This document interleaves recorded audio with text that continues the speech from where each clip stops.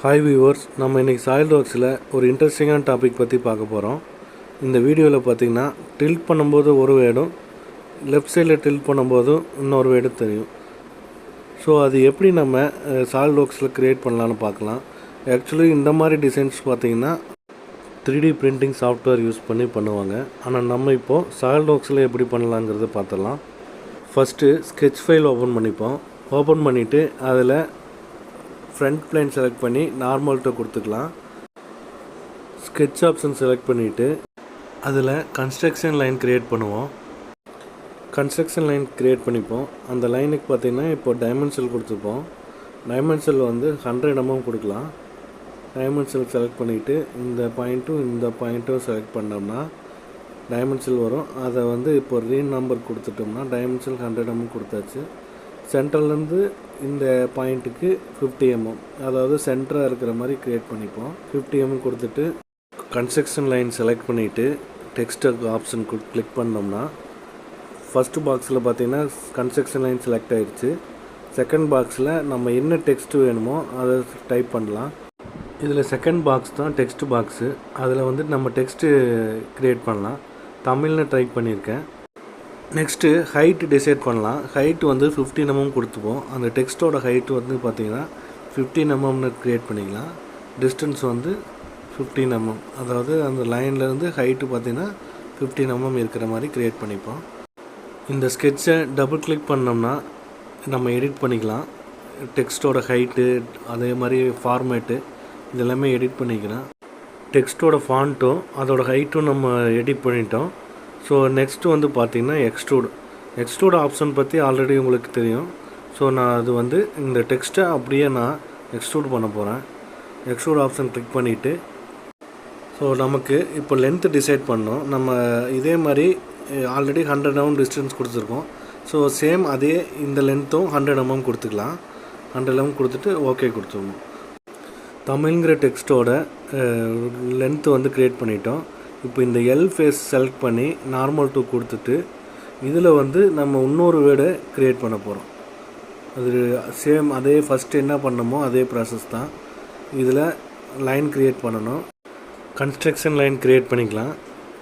First வேர்டுக்கு என்ன பண்ணமோ அதே மாதிரி தான் க்ரியேட் பண்ணிவிட்டு இப்போது அந்த ஸ்கெட்சை செலக்ட் பண்ணிவிட்டு நம்ம டெக்ஸ்ட் ஆப்ஷனை செலக்ட் பண்ணுவோம்.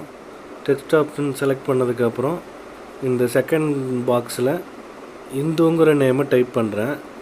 இது இனிஷியலாக வந்து சம் டிஸ்டன்ஸ் லைனை வந்து முன்னாடியே க்ரியேட் பண்ணியிருக்கேன்.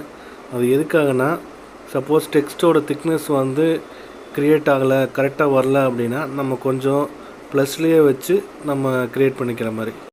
மேக்ஸிமம் அது தேவைப்படாது, எட்ஜிலேருந்தே நம்ம க்ரியேட் பண்ணலாம்.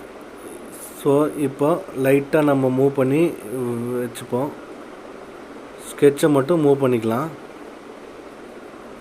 ஐலேருந்து அப்படியே லைட்டாக மூவ் பண்ணோம்னா முன்னாடி ஃப்ரண்ட்டில் வந்துடும். ஸோ அந்த லைனை மட்டும் லைட்டாக மூவ் பண்ணி டெக்ஸ்ட்டை நகர்த்தி வச்சுக்கலாம். ஸோ இப்போ ஓரளவுக்கு மேட்ச் ஆகிருச்சு. ரெண்டு டெக்ஸ்ட்டும் ஓரளவுக்கு மேட்ச் ஆன மாதிரி தான் இருக்குது. இந்த டெக்ஸ்ட்டுக்கு என்னென்னா நம்ம எக்ஸ்ட்ரூட் கட்டு யூஸ் பண்ண போகிறோம். இப்போ எக்ஸ்ட்ரூட் கட் கொடுத்துட்டு எக்ஸ்ட்ரூட் கட்டுக்கு டிஸ்டன்ஸ் இம்பார்ட்டன்ட் கிடையாது. அதனால் நம்ம ஃப்ரீ மோஷன் மாதிரி நம்ம எக்ஸ்டெண்ட் பண்ணிக்கலாம். அந்த டெக்ஸ்ட்டோட நமக்கு ப்ளஸில் தான் இருக்கணும் எப்போவுமே. நெக்ஸ்ட்டு மேஜிக் வேர்டு க்ரியேட் பண்ணுறதுக்கு இந்த மாதிரி ஃப்ளிப் சைட் கட் தான் ஆப்ஷன் தான் யூஸ் பண்ணணும் மெயினாக. ஸோ யூஸ் பண்ணால் மட்டும்தான் இந்த மாதிரி இன்டர்செக்ட் டெக்ஸ்ட்டாக இருக்கிற மட்டும் க்ரியேட் ஆகிருக்கும். இந்துங்கிற வேர்டு இப்போது க்ரியேட் ஆகிடுச்சு. ஸோ லெட்டர்ஸ் வந்து பார்த்திங்கன்னா நமக்கு நிறைய இருக்குது. அது நமக்கு நிறைய தேவைப்படாது. நம்ம கிராசிங் லைன் இந்த எட்ஜிலேருந்து அந்த எட்ஜுக்கு ஒரு கிராஸ் லைன் க்ரியேட் பண்ணிப்போம். அந்த லைன் எதுக்காகுதுன்னா டயகனலாக எந்த ஸ்கெட்ச் இருக்கோ அந்த ஸ்கெட்சை மட்டும் விட்டுட்டு மற்ற எல்லாத்தையும் நம்ம டெலிட் பண்ண போகிறோம். அதுக்காக நம்ம முன்னாடியே இந்த ஆக்சிஸ் லைன் மாதிரி கிராஸாக நம்ம போட்டுக்கிறோம். ஸோ இப்போது எக்ஸ்ட்ரூட் கட் ஆப்ஷன் யூஸ் பண்ணி டயகனலாக இல்லாத டெக்ஸ்ட்டை மட்டும் நம்ம டெலிட் பண்ணுவோம். இந்த மாதிரி பாக்ஸ் க்ரியேட் பண்ணிக்கிட்டு எக்ஸ்ட்ரூட் கட் ஆப்ஷன் யூஸ் பண்ணிக்கலாம். பாக்ஸ் நமக்கு எதுவுமே இம்பார்ட்டன்ஸ் கிடையாது. அதே மாதிரி லெஃப்ட் சைடில் க்ரியேட் பண்ண மாதிரியே ரைட் சைட்லேயும் எந்தெந்த டெக்ஸ்டெல்லாம் டயகனலாக இல்லையோ அது எல்லாமே நம்ம இப்போ இந்த மாதிரி டெலீட் பண்ணிப்போம். பார்த்திங்கன்னா அந்த ஆக்சிஸ் என்டரில் இருக்கிற டெக்ஸ்ட்டை தவிர மற்ற எல்லாமே இப்போது பாக்ஸ் மாதிரி க்ரியேட் பண்ணிவிட்டு இப்போ எக்ஸ்ட்ரூட் கட் கொடுக்கலாம். ஸோ ஓவராலாக எக்ஸ்ட்ரூட் கட் கொடுத்துட்டு இப்போ டெலீட் பண்ணிட்டோம். நெக்ஸ்ட்டு இப்போது பேலன்ஸ் ஒரு 2-3 டெக்ஸ்ட் மட்டும் இருக்குது, அதையும் நம்ம டெலீட் பண்ணுவோம். அதுக்கும் பாக்ஸ் க்ரியேட் பண்ணிக்கலாம். க்ரியேட் பண்ணிவிட்டு எக்ஸ்ட்ரூட் கட் கொடுத்துருவோம். நம்ம இதையும் இப்போது ரிமூவ் பண்ணிடலாம். ரிமூவ் பண்ணிவிட்டு இப்போ பார்த்திங்கன்னா நம்ம ஸ்டார்டிங்கில் ஒரு வீடியோவில் பார்த்த மாதிரி டெக்ஸ்ட் க்ரியேட் ஆகிடுச்சு. ஒரு சைடு தமிழாகவும் இன்னொரு சைடு இந்துங்கிறதும் டெக்ஸ்ட் க்ரியேட் ஆகிடுச்சு. இப்போது இந்த வீடியோவில் பார்த்த மாதிரி நம்ம பாட்டமில் ஒரு பிளேட் மாதிரி க்ரியேட் பண்ணோம். அதுக்கு இந்த பாட்டம் ஃபேஸ் செலக்ட் பண்ணிவிட்டு லைன் க்ரியேட் பண்ணுவோம்.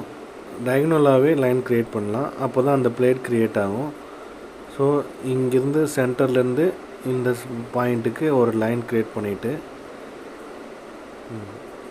அதுக்கப்புறம் இங்கேருந்து ஒரு ஆஃப்செட் லைன் க்ரியேட் பண்ணலாம். இந்த லைனை செலக்ட் பண்ணி ஒரு ஆஃப்செட்டு லைன் க்ரியேட் பண்ணுவோம். இந்த லைன் சென்டரில் இந்த லைன் செலக்ட் பண்ணிவிட்டு ஆஃப்செட் சம் டிஸ்டன்ஸ் கொடுக்கலாம். டிஸ்டன்ஸ்னால் அந்த எட்ஜிலேருந்து நமக்கு ஓரளவுக்கு டிஸ்டன்ஸ் இருந்தால் போதும். ஸோ இந்த பக்கம் ஒரு லைன் க்ரியேட் பண்ணிட்டோம். சேம் அதே மாதிரியே அந்த பக்கம் ஒரு லைன் க்ரியேட் பண்ணலாம். அதாவது எட்ஜிலேருந்து சம் டிஸ்டன்ஸ் தள்ளி இருந்தாலும் ஓகே தான். ஸோ இந்த மாதிரி டிஸ்டன்ஸ் க்ரியேட் பண்ணிவிட்டு அதுக்கப்புறம் ஒரு சர்க்கிள் 2 பக்கம் வந்து எட்ஜில் ஒரு ஆர்க் மாதிரி க்ரியேட் பண்ணலாம். ஸோ அது எதுக்காகனா நம்ம அவுட்டரில் அந்த எட்ஜில் வந்து ரேடியஸ் மாதிரி க்ரியேட் பண்ணணும்.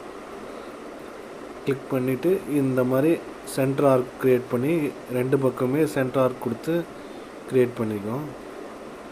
நெக்ஸ்ட்டு வந்து எக்ஸ்ட்ரூட் கொடுத்துக்கலாம். ஃப்யூச்சரில் எக்ஸ்ட்ரூட் கொடுத்துட்டு ஸோ இந்த பிளேட்டுக்கு நமக்கு திக்னஸ் வேணும், ஒரு 10 mm இந்த மாதிரி கொடுத்துட்டோம்னா க்ரியேட் ஆகிடும்.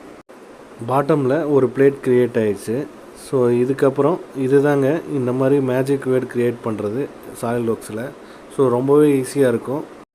3D மாடல் உங்களுக்கே தெரியும். நான் இந்த பக்கம் டில்ட் பண்ணும்போது தமிழாகவும் இந்த பக்கம் டில்ட் பண்ணால் இந்துவாகவும் சேஞ்ச் ஆகுது. ஸோ இதுதான் வந்து மேஜிக் வேர்ட். ஸோ இதை வந்து சாலிட்வொர்க்ஸில் நம்ம ஈஸியாக க்ரியேட் பண்ணிடலாம். இப்போ உங்கள்கிட்ட ஒரே ஒரு கொஸ்டின் மட்டும் கேட்குறேன். தமிழ் அண்ட் இந்து ரெண்டுமே வந்து சேம் லெட்டர் 5 லெட்டர். ஸோ அதனால் மேட்ச் ஆயிடுச்சு.